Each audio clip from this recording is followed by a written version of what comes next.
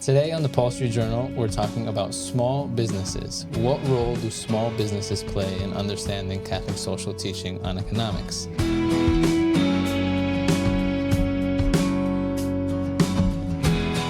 And before we start, a disclaimer, this understanding of small businesses is going to be from the perspective of the consumers, so individuals buying from businesses.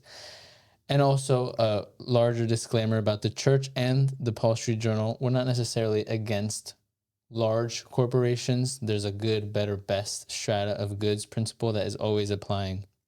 Yeah, the church will have a preference for the small, but is not against the big. Right. So where do small businesses come into the picture for Catholic social teaching?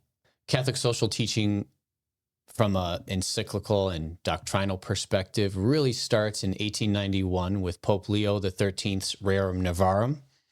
And that document was in response to the early industrial and early capitalistic economy that started in the late 19th century.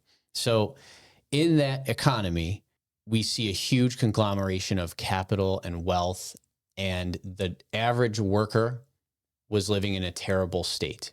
We showed in season 2, episode 1, tendencies in New York City and other places where people lived in terrible conditions, and nearly everybody in the world knew that it was bad and it needed to be fixed. This was known as the social question. So everybody in governments, in politics, in church even, were discussing the social question. How do we fix this?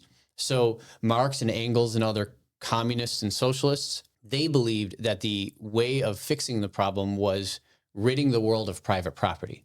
The church disagreed with that, and the social teaching of the church gives economic principles instead, not to go along with the socialists, but also to correct and improve upon the free market economy. So what are those principles that the church offers? Well, we talked about many principles in the previous seasons. I'm just going to mention 3 today. The first is subsidiarity, which is addressing economic needs at the most local level possible. So to hear more about that, see season 1, episode 2. The second one is distributism, which is spreading capital and economic power and wealth as broadly as possible. That's not done through government intervention, but through systems, economic systems, that naturally broaden economic power. Right now, we live in an economy that actually encourages conglomeration. Laws have been created and have existed in the past that actually encourage the distribution of power. And then the last is solidarity, which means that we should care for all people. So as individual Catholics, as a group of Catholics, as a church as a whole, we should not care about only the shareholder or only the consumer. We should be caring about producers, about workers, about consumers. We should even care about ourselves. So we are thinking broadly, bigger, and not following any single ruleism. Right. Yeah, the church doesn't necessarily say buy from small businesses only, like you mentioned already, but these principles kind of point us toward that direction. They make you think a little bit more consciously about those people around you. And to be in solidarity, you really need to practice what the church is recommending.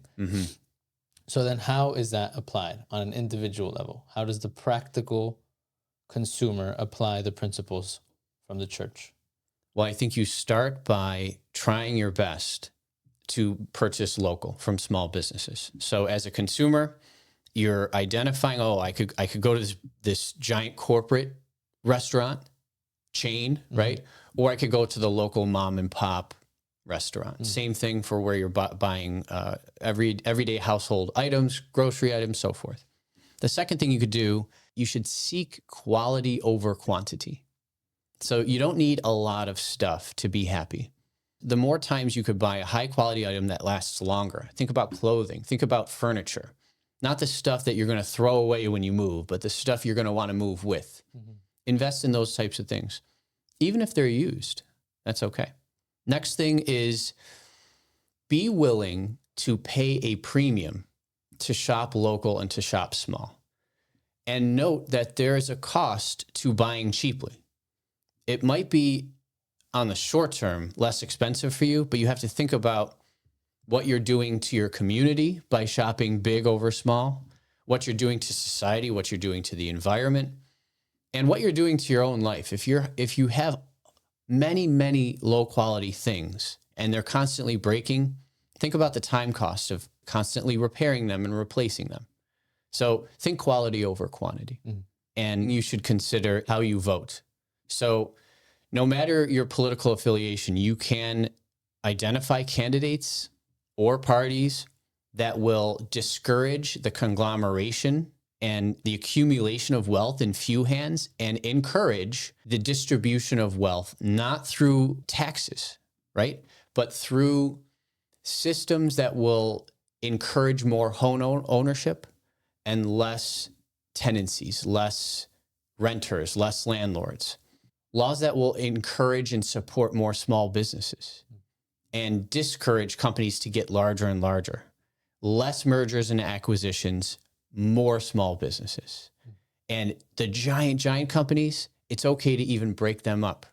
In the last season, we talked about how the United States government is satisfied with just 4 companies owning about 80% of a market share. And according to my understanding of Catholic social teaching, there should be far more companies sharing a more distributed market share. If there's only 4 competitors, essentially, in an industry, we're going to see higher prices, less workers' rights, and so forth. And I am not concerned at all about redundancy. I'm concerned more about everybody, not just the consumers, producers, everybody. Yeah. One more application opportunity is to seriously discern what the online purchasing trend has done to small businesses. So some will say that purchasing from a giant middleman online is helping small businesses because it helps small businesses get in front of many people nationally. And that's true. But some of these online platforms, especially the biggest ones, are not allowing any communication at all between the small business and the consumer. So it's that middleman who controls the entire relationship. That's a little dangerous. Another issue is that these online purchasing platforms sometimes will arbitrarily change their algorithms and take a small business that was once a top result in a search and make them nearly invisible, like page 20 on your search results. And just because maybe they started producing their own competitive product and they want to put that up higher. We all have to make sure that we're discerning the systems that are in place and whether or not they are actually helping small businesses or whether or not small businesses are being used just as a placeholder to be replaced by this giant company. Yeah, and I don't think that this is a principle that would be hard to get on board with. I think a lot, or at least from my understanding, a lot of people do encourage shopping local, especially local businesses themselves. I think they see the benefit. I think that there's a call to support those in your community, to build up your community, and shopping local definitely does that.